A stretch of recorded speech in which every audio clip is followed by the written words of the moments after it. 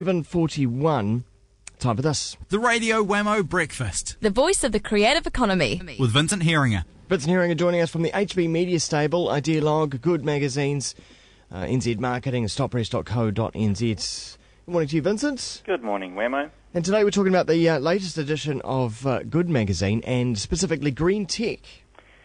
Yeah, the Good Magazine's had a bit of a makeover. We're 18 months old and we felt like it was time for a wee change. So it's had a complete redesign and slightly tweaked the focus to more practical how-to things you can do, things you can save, do it right now kind of content, which in light of if you look at what magazines are succeeding at the moment, a lot of them have this kind of how-to practical component. Yeah.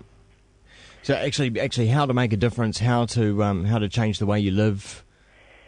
Yeah, well, sustainability is a big word. It's a big ugly word, and people are intimidated by it. So if you can, I got a letter from a new reader yesterday, and it was really encouraging, saying, you know, a lot of the language, a lot of the concepts seem either foreign or at least just too difficult for people to latch onto. You know, we are set in our consumerist ways, so a change from that seems really hard to achieve.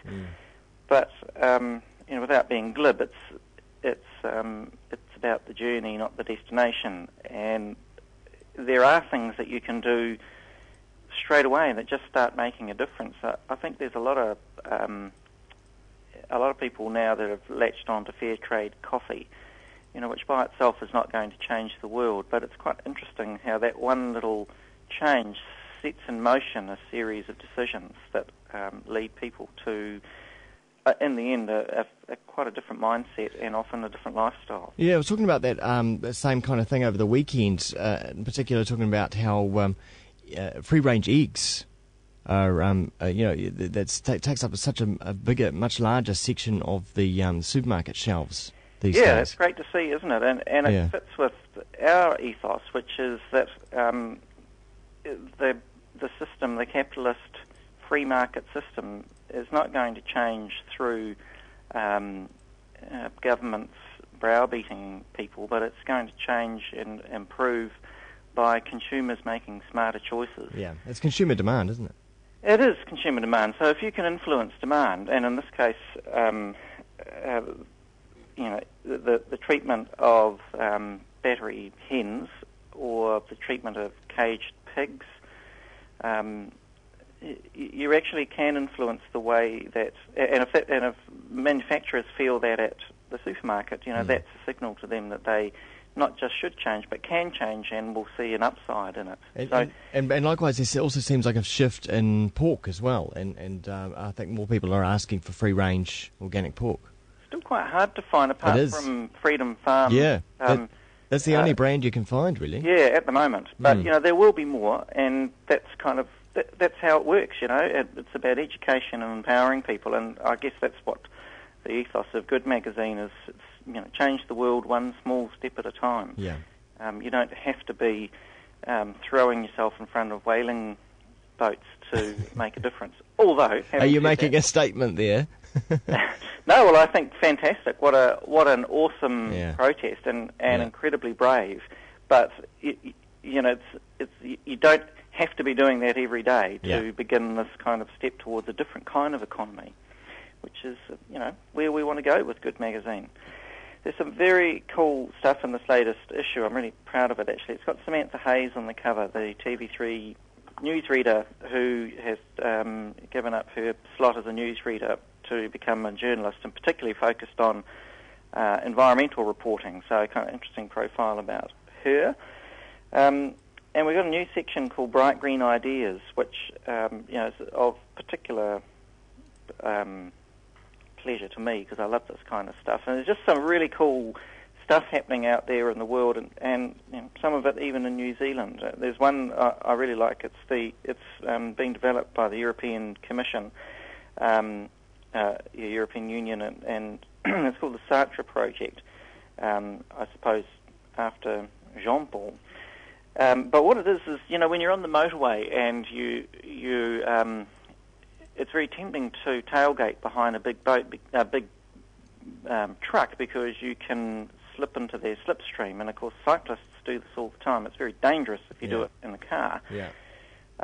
What's being developed is a combination of GPS and then computing technology in the car, where it's almost like, as an individual, you can slot into a road train and sit behind a large object, and there might be 5 or 6, or up to 10 vehicles sitting in this road train, where the computer effectively takes over your car. And while you have to steer, the braking is controlled by the computer, so you can relax and tailgate, and it's a much more efficient way to travel down the motorway. And they're estimating that it can reduce fuel consumption by up to 20%. Wow, it's significant. It's amazing, isn't it? Yeah. Other cool things, Taiwan is notorious for ruining its environment through its rapid industrialization. So Taiwan is where most of the world's computer chips are made, and Acer laptops and such things. So they've been very fast to industrialize and very fast to destroy their environment, but they're kind of latching on. They're building a convention center that is really quite amazing to look at. In fact, it looks like a series of netball skirts, actually, Wammo. And the sides of the building are not only solar panels, but they also act as wind vanes. So there's a kind of a dual function of these kind of Venetian blind style walls, vertical Venetian blinds that funnel air in, but also act as solar panels. Huh. Very cool. Yeah. Very cool. And in just the last one, quite a radical idea, Ian Poll, Professor of Aerospace, and is the leader of the UK government project to reduce environmental damage by aviation, is exploring nuclear-powered passenger aircraft, which is kind of exciting and scary at the same time. Yeah. I mean, the idea sounds good, but there could be problems with this. They did try nuclear-powered aircraft in the 1950s. The American Air Force did, and it was a success, but hasn't been pursued for any number of reasons. The nuclear brings its own problems, but amazingly efficient and no emissions. I'm just imagining, not being a nuclear scientist myself, but I'd imagine that there'd be an issue if that aircraft ever crashed in a populated area. I think that would be definitely a worry, and but the nuclear power has moved on technologically. There are quite a few surprising advocates of nuclear power, actually, and quite a few environmental advocates. Still highly controversial, though. So many great ideas out there being pursued on a technological front, and New Zealand's not without its own inventors and pioneers. I've just been doing a bit of research into Crest Energy, which is putting turbines in the Kaipara Harbour. Potentially could, they're just waiting on their final RMA approval to proceed with the full commercial implementation, but it could provide as much as 3% of the entire national grid. I'd like to see that. And it's just so readily available, wave energy and tidal energy. Well, yeah, exactly, and it happens twice a day. Yeah, exactly. As the tide rises and falls. 4 times a day, goes in and goes out. That's right. Well, that's fascinating, and so good to hear about some of those new technologies and the shift for Good Magazine as well.